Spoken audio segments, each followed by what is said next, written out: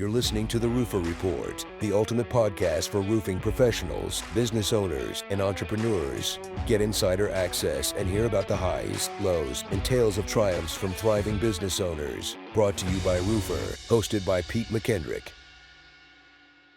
Hey everybody, welcome back to the Roofr Report. I'm your host, Pete McKendrick, and I am joined today by our September Roofr of the Month, Corey Combs from South Shore Roofing. Welcome, Corey.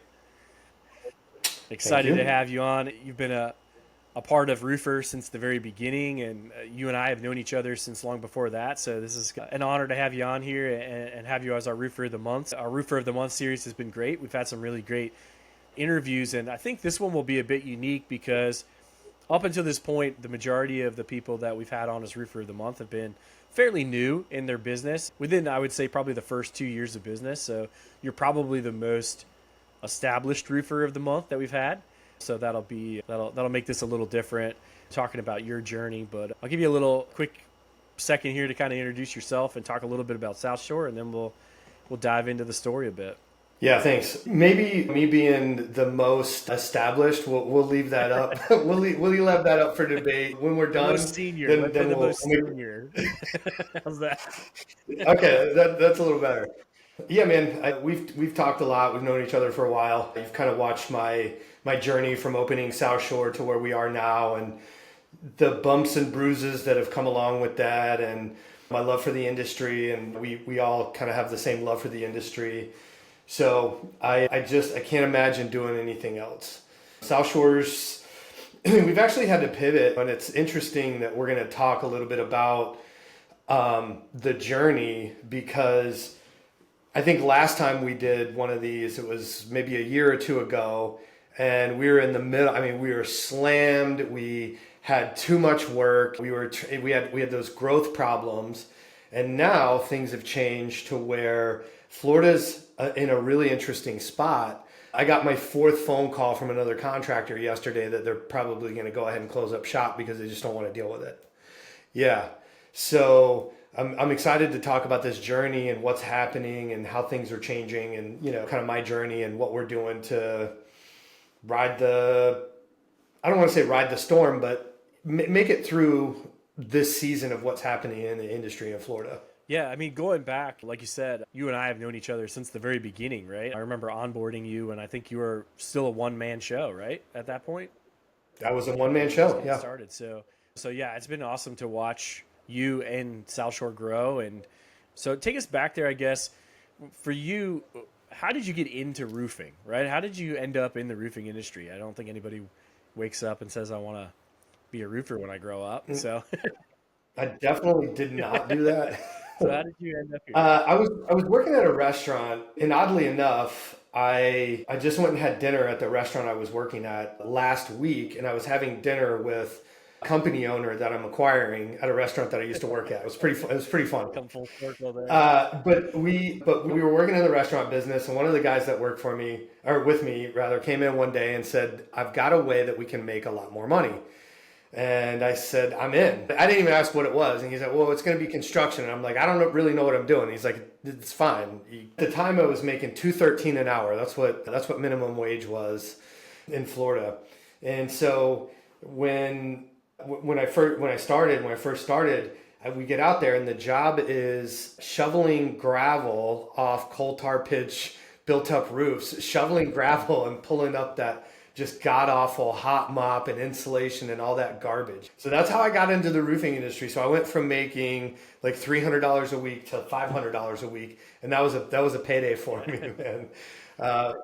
So that's how I got into it, and very quickly realized that there were other positions open in the company, and I needed to learn how to do those so I didn't have to shovel the tar and gravel all day anymore. I only did that for about 2 months, man. It was so bad. In the hottest place on earth, right? Right. I always thought, like, I was like, you think you're hot up there and wherever? I was like, try being a white guy in the middle of July nailing on shingles in Florida. It's pretty hot, man. It's yeah. Crazy. So at what point did you kind of see an opportunity to say, like, hey, maybe I can do this on my own, right? Like maybe I can branch out, and like, what were the indicators there for you? And What made you make that leap? It's an interesting story. I love this story, and I owe an immense debt of gratitude to this woman that I used to work with. So I started out as a laborer and doing all that stuff. I worked my way up to shingling, and then my family started to do flips. And when they started flipping houses, obviously they brought me along because I was the construction guy, which I didn't know anything. All I knew how to do was roof. But I did that for a long time. I did that for a while, and then I got into project management. So I did a lot of stuff in the industry. And after my last position that I was working in, I was working as a sales rep, and I was doing really well. I was making good money. They left me alone. I had full autonomy. I had freedom. It was great. Like, came and goes, I pleased. I had a great relationship with the owner and the sales, everybody. They did everything. They did remodeling, they did roofing. I mean, they did everything. And I worked on the larger project side. So I did all the additions and the new construction, all that stuff. And I worked with her. She was the architect that we had on staff. And one day she asked me, she's like, "Why do you work here?" And I'm like, "Well, what do you mean?" She's like, "You're really good at what you do." She's like, "The industry well, construction." And she's like, "You can even draw out basic elevations and floor plans. Like, why are you just working in sales? Why don't you go do your own thing?" I'm like, I don't know. And she just kept on. Hey, you're in your earning years, you're in your earning years, you're in your earning years. And finally one day I had an argument with the owner. He did some stuff that I felt pretty unethical. I was their highest producer. And I felt like I'll just tell you what happened. So I sold a big job. The people that were our customers were a huge pain in the ass. And the owner just didn't want to deal with them anymore. So he cut ties with them. And then he backed out all of my commission for the job that I sold. I did my job, right? And he backed out. It was a $380,000 job. So my commission was like 30 grand. And he did it in December. So I was living in Buffalo. He did it in December at the slowest time of year. That was going to carry me through the winter, and it really screwed me. So I just said, you know what? You're right. And I spent the next 6 months planning my exit. So I got my licenses and I studied. I did everything. I set some money aside. And then one day I just said, let's go. Yeah, let's do it. Nice. Yeah. So how long were you on your own? We'll do it as a one-man show. Year and a half. Yeah. Yeah. Doing everything. Yeah, I was selling, maybe about a year. My first hire was an assistant to kind of help me do all that stuff. Yeah, so I was on my own for about a year. Until your first hire was an office assistant, someone in-house, like inside.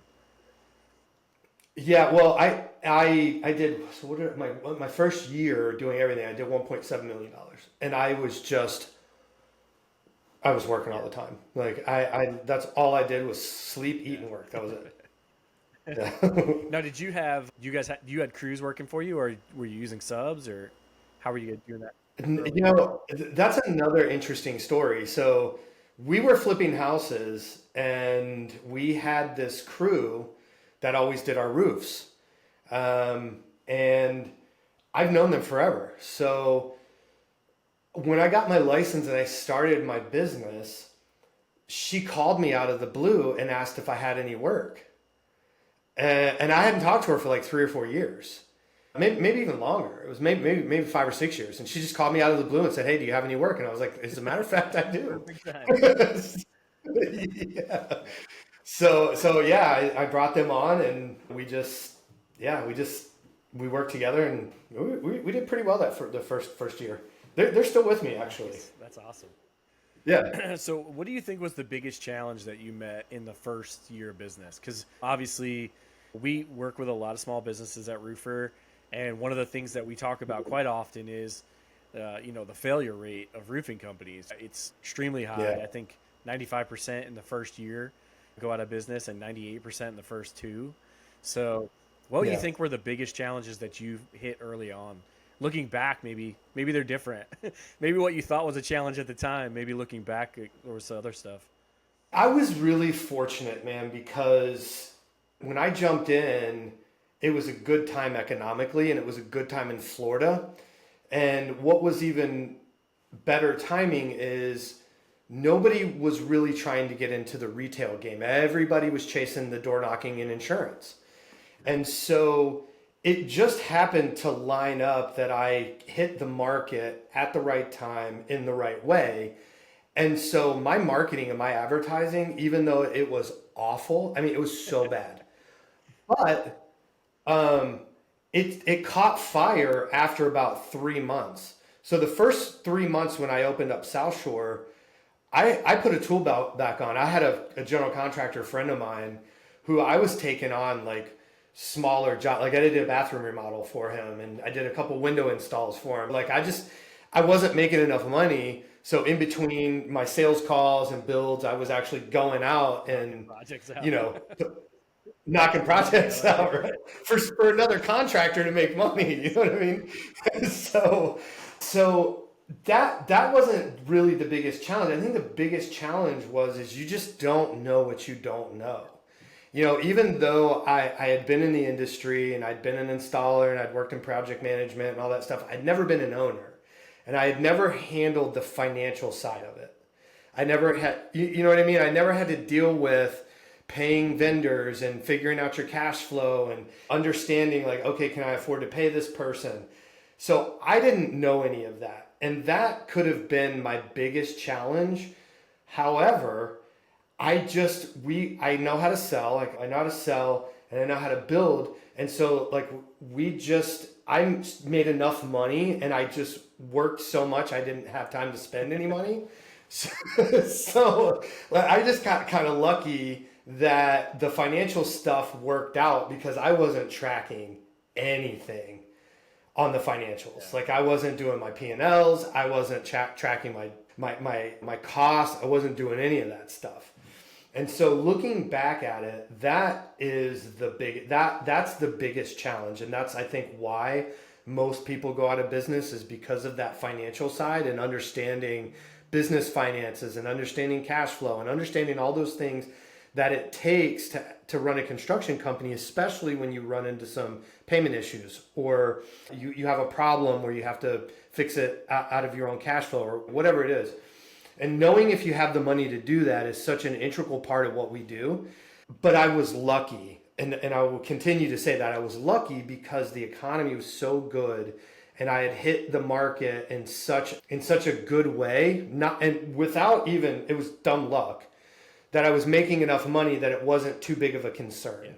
Yeah. No, it's interesting because we talk about this quite often internally. Like we're working right now on job costing and being able to keep track of your job costs inside of Roofr. And it kind of leads right into this. You're talking about guys who have come from a background of being either like the incredible sales guy that saw the opportunity to go out and do it on his own, or the guy who is like the master installer and could run any production crew on planet Earth. But neither one of those guys necessarily have the business experience, right? And so when it comes time to actually running their own thing, they start to realize, wow, there's a lot more to this than what I thought, right? And there's the marketing and the financials and all these other managing employees that you don't take into account. Like I remember I ran a landscaping business when I was in my 20s, and I bought this small landscaping business from another guy, and same thing, right? Like I inherited like 2 employees. I hired another one, and you've got like equipment that's breaking down and like all of these like expenses and like you never sleep, right? Like you're like laying in bed at night, like, thinking about everything and freaking out.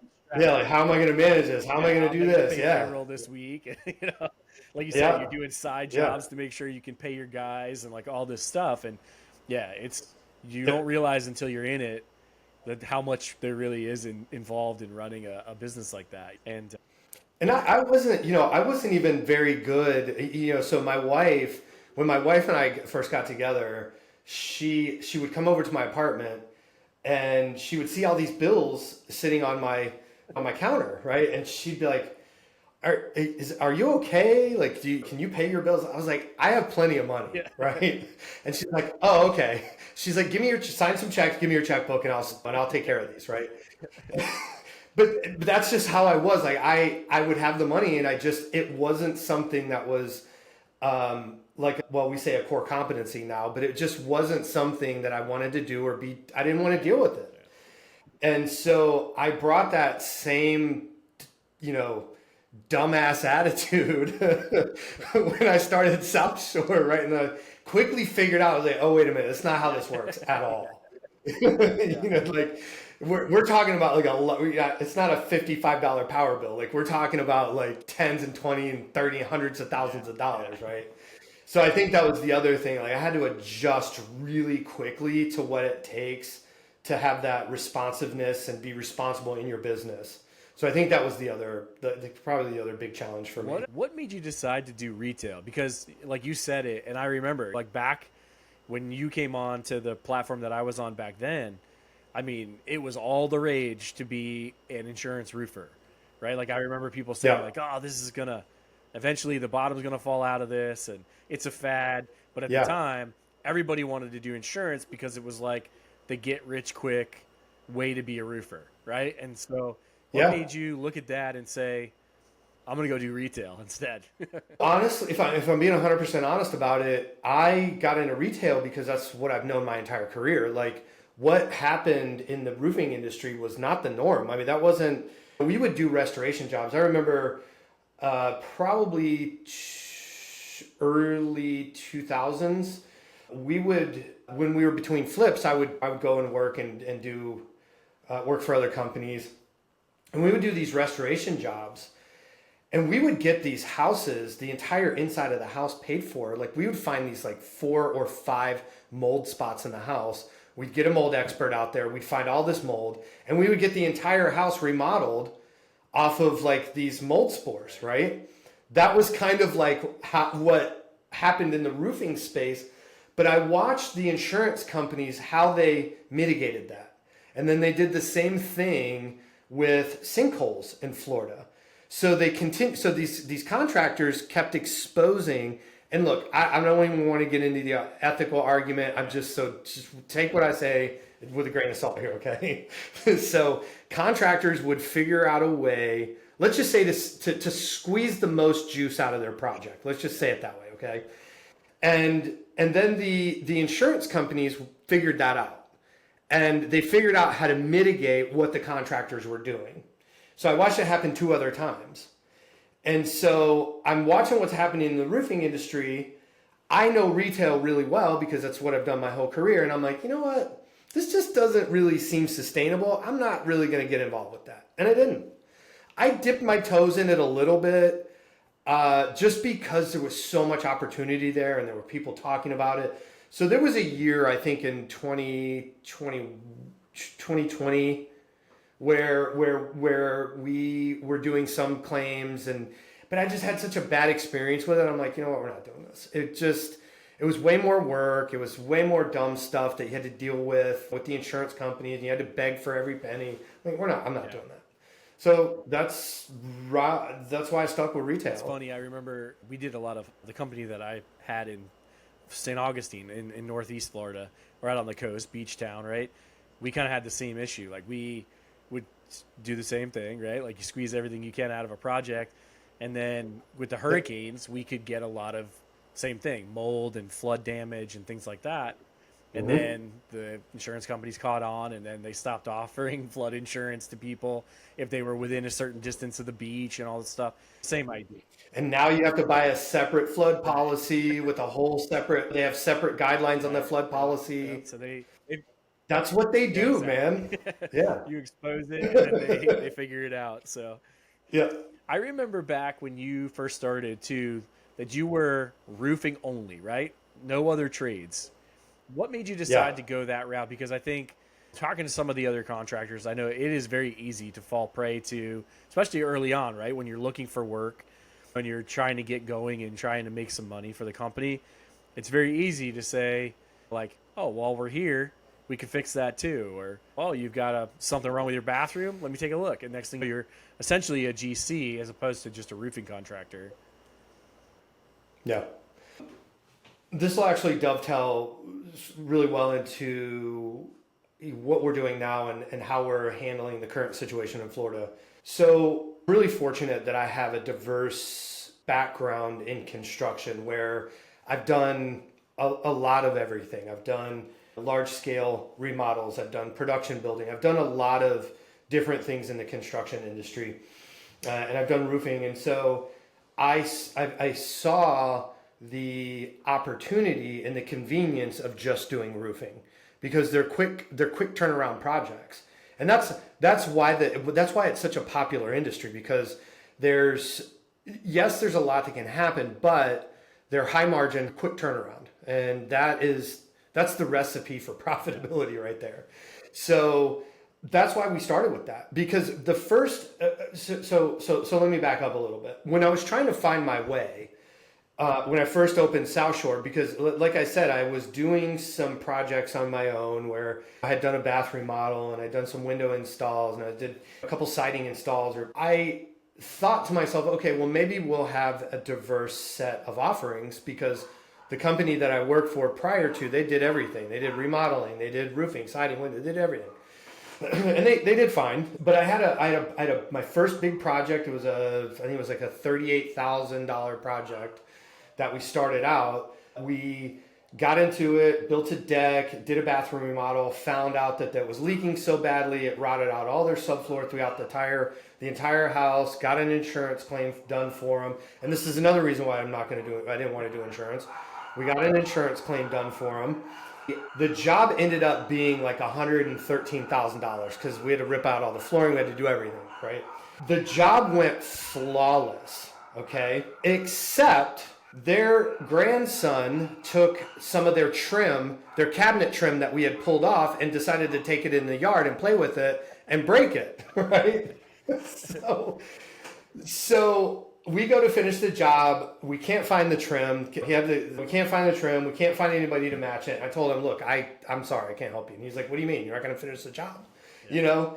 And we fought over this trim that his not fought, but we had a disagreement over this trim that his grandson broke. I couldn't finish the job. He went out and wrote a 1-star review in a brand new business, said the job went perfect except they didn't finish. I'm like, you know what? I'm not doing interiors, man, because we were starting to do roofs. Roofs were really profitable. They were easy. They were quicker. And I'm like, you know what? We're just going to focus on that. So we did. And so we just leaned into roofing. It wasn't necessarily intentional, because you're right. I would have fallen victim to like, hey, I know all this stuff. We can do all this stuff. But it just so happened I got my fingers slammed in the door on that first project. And I'm like, you know what? Let's not do that. Yeah, I mean, one thing about being a GC that I learned is the projects will always take longer than you think they're going to take, right? And they're going to be more expensive. Going to be more expensive, and your profitability is not going to be what you think it's going to be in the end. So right. I understand the reason why people lean heavy into roofing. So I totally get it. Mm-hmm. So as you have grown, what would you say have been the most crucial people that you've added to the staff? Obviously, it's different times. Probably the need for different people has arisen. But what would you say would be like your key people? If I was starting out a new business and I was like, okay, my goal this year is to hire one person, next year's to hire 2 more, who would you say these are your key hires? That's a complicated question, Pete, because well, it's you as an owner, you bring different skills to the company. Hopefully, that hopefully you bring some skill set that qualifies you to own that business. Some of it's different for other people. I've seen people that have a really strong finance background come into roofing and do really, really well because they understand the money part of it, they understand the business part of it, and they figure that they can hire out and get the trades people, and so their key people are going to be the ones that understand and know the trades. Okay, so as an owner, and if you're an owner operator or you're an owner, and your core competency is, let's say you're a skills guy, the install in and out. Well, your first hire or the first person you're going to bring on is somebody that's going to be completely opposite. So there's no plug and play answer to that. It really depends on what you bring to the table and what you need. For me, the person that helped me the most, I will say, was an assistant that took the things that weren't revenue generating. She took those off my plate, and now I can go and focus on doing things that brought money into the company. And so when somebody asks that question on a generic level, that's what I tell them. whoever can take the things off your plate that are not revenue generating, that will allow whoever's going to generate the revenue to go generate revenue, that's the first person that you need to hire. Because one of two things happen. You bring on somebody that doesn't necessarily take those off your plate. They actually add to it because you have to teach and train and continue to answer questions, and there's a lot of duplication, and they actually don't help you at all. So yeah.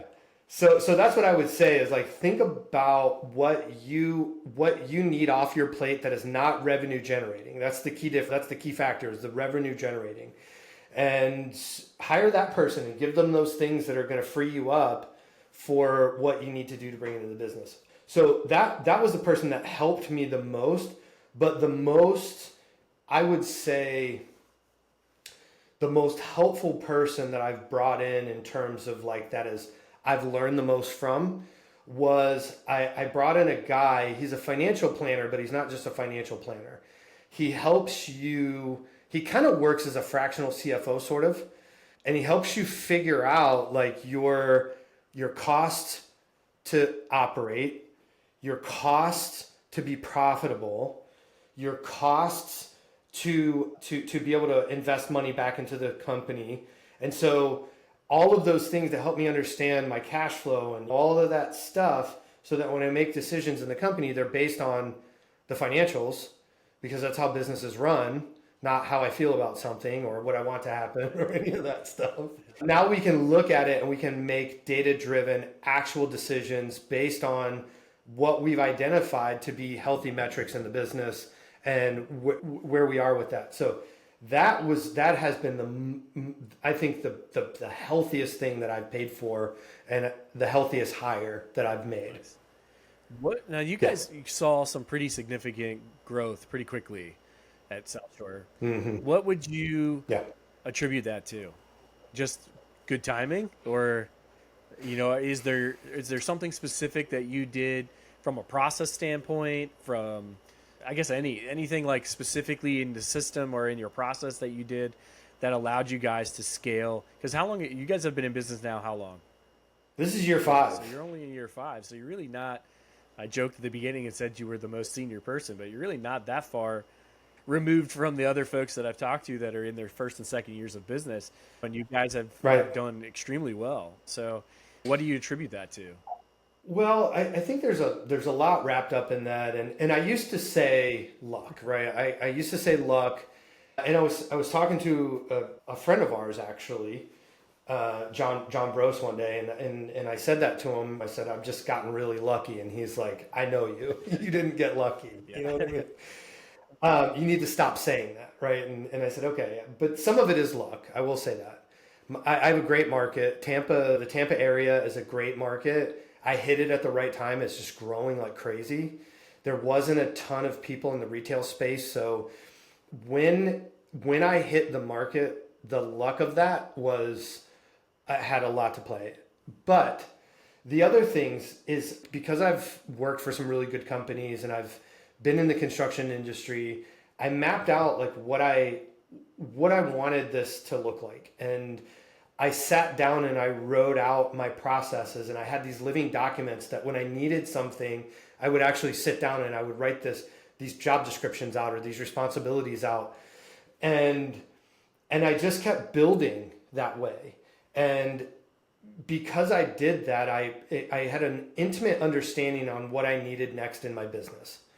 It's the people that I think it's the people that are always looking to have somebody help them, that don't really take the time to identify where they need. Like Austin Fricker's a really good one. I don't know if you've ever met him or if you've ever talked to him, but if you get a chance to connect with him, he's unbelievable. Same thing, he like got in trouble, ended up on some work crew, learning roofing, and ended up getting out of prison, started working on a roofing crew, opened up a company, and now he runs a $20 million company in the middle of BFE somewhere. Like, he just owns the area. And he talks about like how he just paid attention in his business and did the things in his business so he knew what he needed, and he was able to help with that organic growth. And he'll even tell you now, like there's a lot of things that on like a high level, he'll look at it and he'll direct traffic, but he'll find the right people because that's not really what he does. And that's the second thing, or the third thing rather, that I think I did well is I partnered with the right people. I found really competent, good people to partner with to help me with the things that I didn't know. Now, the difference is I had an understanding of what I needed and how to go about it. But I was not a professional that could actually execute that on a high level. I hear people say a lot, they're like, oh, I'll just hire the things that I need or whatever. And it's like, that's not how it works either. You have to understand what you need and at least be competent in that thing so that you can bring in the right person that's actually going to help you. Yeah. No, I mean, it's a great point because like last year with Rise, like we were traveling and I would ask the question just simply like how many people have written their process down on paper? But in a room of 75 people, I might have 4 or 5 people raise their hand. But it's like you said, like how do you, if you don't even know what your process is, how are you ever going to be able to identify where your areas of opportunity are, where you could fill a gap by hiring a person or fill a gap with something else, software or something like that. But you're never going to truly, like you're going to be putting out fires. You're going to be hiring people to put out a fire after reacting to a situation after it's fallen apart, as opposed to being proactive and being able to say like, okay, hey, here's an opportunity that we could probably do better because I know my process. And like you said, yeah, you may know that that's a spot that you don't necessarily want to deal with, but you also know enough about it and know that you need to put somebody there to fix that problem. And I think a lot of times we're more traditional. What I've seen anyway with roofers is they're more reactive than proactive, right? Rather than having that process in place, having a system and saying, okay, here's what we can do to make the process better or to sustain us longer or keep us scaling. We wait until it starts to fall apart around us, and then we try to hire to save our ass, more or less. It wasn't, I don't want to, and look, I don't want to give the impression that I'm like some sort of mastermind where I like, you know what I mean? I'm like thinking, it was really is like, I don't want to have any problems. Like, okay, so how do I make that happen? That's really all it was. That's really, that's all it was. It's like, look, man, I don't want to get sued. I don't want to have problems. Like, how do I make that happen? And like really everything was just built off of like that one premise. Like, how do I minimize problems? That's it. You know? I like that. Yeah. Yeah. Well, and it's funny. And look, we could talk about this for the next 2 hours, man. So I know this is a short version, so I'm just gonna stop there. Well, it's funny. I remember Ty Backer from TC Backer saying every person has a process, even if your process is let's go figure it the hell out. Like that's a process. It's not a good one, but it is. So you start from there and then you build. But like you said, if that was the premise, was like let's just figure this out so we don't have to deal with the issues, right? That's a process. Yeah. And I just took it from the customer journey standpoint, right? Like, okay, so I got a lead. What happens next? And then just walk through okay, so then it's sold. Then what happens next? Then what happens next? And that was it. It was just kind of like, what happens next? What happens next? What happens next? And I went on Google Docs and I just started like my map, right? It's like, okay, we have a lead. The lead goes to this. This goes to this. This goes to this, and it just. And then in between, I just started typing and filling stuff out. And it was, like I said, it was just a living document that I would just work on when I needed to work on something and figure out like what's next. And I think the thing about it is people don't realize how much visibility it gives you into your company when you do that, right? Like that, the first thing we would do, like when I would train people on CRM is I would literally say exactly that. Lead comes in, what happens next? Tell me what you guys do next. All right. Okay. We schedule then you have a method to walk through. Because you're doing something, right? Like you have some type of method, whether you have it written down or not. You have some sort of a process in place. Let's figure out what it is. And then it was always amazing to me when you put these processes into the CRM and you had this workflow built, how they would then look at it and say, maybe like, oh, we don't really need this, or oh, geez, we're completely missing a step, right? And right. Said, like, it would take people 2 or 3 times of tweaking that workflow to get it ideally how they wanted it, right? So, and if you don't ever write it down on paper, you don't ever realize that there's those opportunities in there. So, And when it's there, like sometimes you look at it and you just have like these aha moments and you're like, okay, I changed this, I can do this. And it just brings this level of clarity that's so helpful, you know? It's crazy. When in the process did you decide to implement, and I kind of know the answer to this, but for the viewers, when in the process did you decide to put technology into play in a company? Because Day like one. we had a conversation the other day internally about how there's Day 110,000 one. roofing Yeah. companies out there on any given day, and there's probably maybe 20,000 of them using a CRM, right? So you guys did it right from day one. Great. Day one. Yeah, that was another hindsight benefit that I had. The last company that I worked for, yeah, they were a big company and they had this super clunky estimating system and this super clunky CRM, and it was like we had a full-time guy. His entire job, his name was Doug. We all knew Doug really well because his entire job was to debug what you were working on at the moment. I mean, it was so frustrating, man. So they had the right idea, and then they were also really good at training us, and taking us to trainings. And we went to this training one time, and it was inadvertent. It was a design training, actually, as a matter of fact. But the guy that was doing the training inadvertently was talking about like estimating software and CRM, and I was like, let's talk about that. You know what I mean?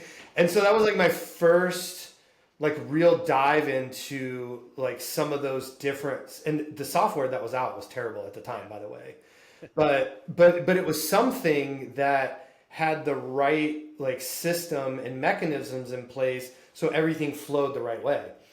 And then I was working in this company and I'm like, this doesn't work. So when I opened my company, I'm like, all right, I know all the problems. Like, let me find some things that actually solve those issues. So it was a good from an experience standpoint of like all of the problems, because now I had a framework to look at stuff and say, okay, I know what the issues are. What is the piece of technology that solves that? Yeah. Cool. What is, I guess, what's currently going on at South Shore, right? We want to talk a little bit about life in Florida right now. And then what does the future hold for South Shore? Life in Florida is interesting right now, just with the insurance carriers that have left, and we have that whole situation to deal with. We've had some pretty big storms. We've had a lot of people that have decided they can't afford to live there anymore. So it's just an interesting situation. And what's happened is some of the bad actors in the restoration industry have left a really bad taste in a lot of people that live there's mouth. And so roofing contractors aren't held in the highest esteem. At the same time, economically, I don't think Florida's doing that great on a personal level, because people are really holding on to their money right now. And so we had last year, people wouldn't even bat an eye.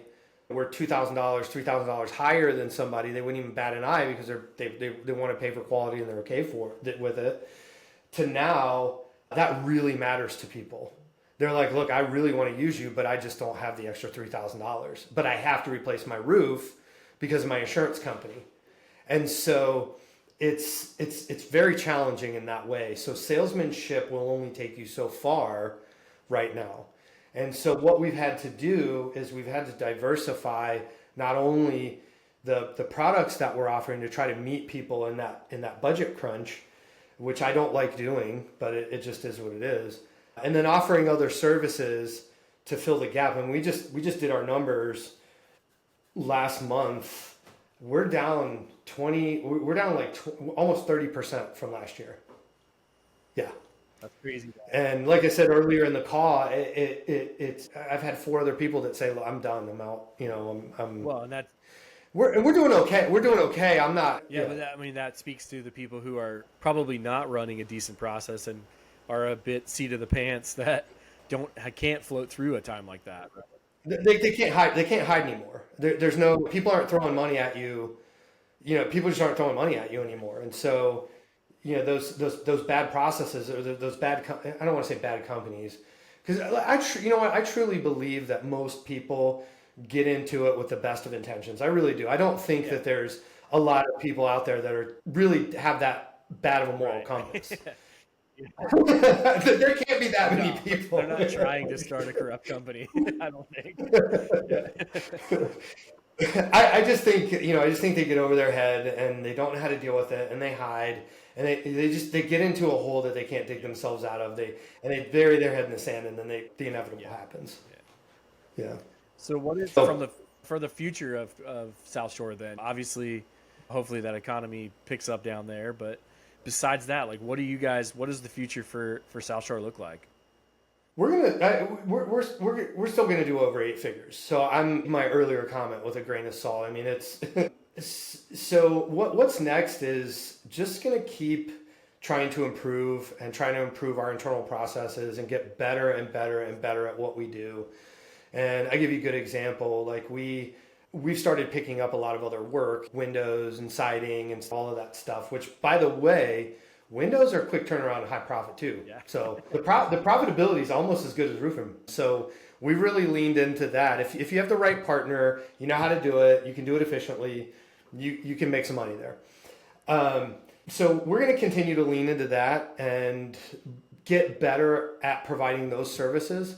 But the story I wanted to tell you is because my team is relatively newer to those types of projects. We had a $100,000 window job that we're doing in a $25 million house, and my production manager is telling me that my installer doesn't want to do the job, and I'm like, okay. So I call my installer and I say, hey man, what's the problem? And he's like, I didn't say I don't want to do the job. He said, I can't do the job because I don't know what to do, right? Like, he needed more information, but the language barrier and all that stuff, And so I got everybody on a phone call and I said, look guys, here's what we're going to do. Everybody's going to meet at the site. We're going to talk about the job. We're going to talk about how it was sold. We're going to talk about the challenges. We're going to come up with a game plan for literally everything. We're going to label all the windows. We're going to label all the openings. We're going to make it dummy proof, right? And I just talked to everybody this morning. We had our meeting. Well, they had their meeting. I talked to everybody this morning. I said, how did it go? And they're like, oh my God, it was amazing. Like, we got everything worked out. Everybody knows exactly what's going on, this, that, and the other. And I was like, weird, right? Let's do that from now on for all of these other projects. And so that's what I mean by just trying to get better at our processes and what we do, because things seem to be different a lot of times, but they're not. You just apply the same logic and process to everything that you do, and it typically works out. So I'm trying to train my team on thinking through that, and not when our installer says I can't do the job or I don't want to do the job, like asking the next question and trying to work through that instead of saying, well, I don't have an installer now. So that's what's next for us. And I'm acquiring another company. So we're just gonna try to do really, really high end, good contracting in Tampa. So that's what's next for us. Cool. Carve out a nice little niche there, right? Mm-hmm. Yeah. Well, I don't want to keep you too long, Corey. And so congratulations on being the Roofr of the Month for September for Roofr, and honored to have you. You've been a friend of mine for years, and I've been able to watch you guys grow, and that's been incredible. I know a lot of people can probably say that, so it's been cool to watch you guys mature as a company and see you find success and us be friends through all that. So very cool. You've been a big part of it, man. I mean, we're currently on a text thread. Now it's more just talking trash, but but even early on, it was just talking to you and getting your perspective from other contractors and what you dealt with on the CRM side, and then going over to Roofr and kind of the things that you see globally, that are just issues across the industry. Knowing those things and talking to people like you has been extremely helpful, because I get to learn the challenges that everybody's facing and kind of look at it from a different standpoint. And we're doing some teaching and some coaching now, and that one of the parts of that is helping people understand the relationships in the industry too, because that's not talked about enough. Yeah. And what those relationships need to be and how you need to work at those relationships, because you guys are super valuable, man. You're not just a technology vendor. It's funny. I often tell people that the most undervalued people in this are people like our customer success or our customer support people internally, Yep. because their job, They have the yeah, their data. job literally all day is to talk to contractors.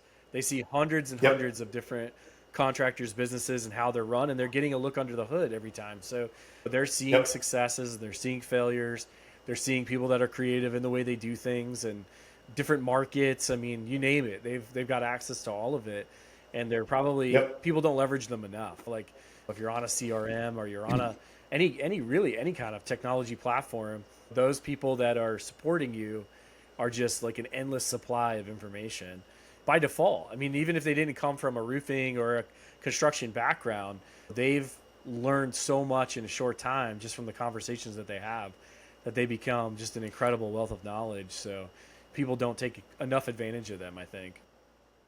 Well, and that's what you guys are doing really right, because you're not only are you talking to them, you're getting the perspective from them and the people that they're dealing with, but you're also going out to your users, and you're asking what's useful, what's not useful, what challenges are faced. And then you guys up at in the management area, you have the benefit of speaking to sort of all of those people, and you can aggregate that data and the feedback and all of that stuff. And yeah, man, you're right.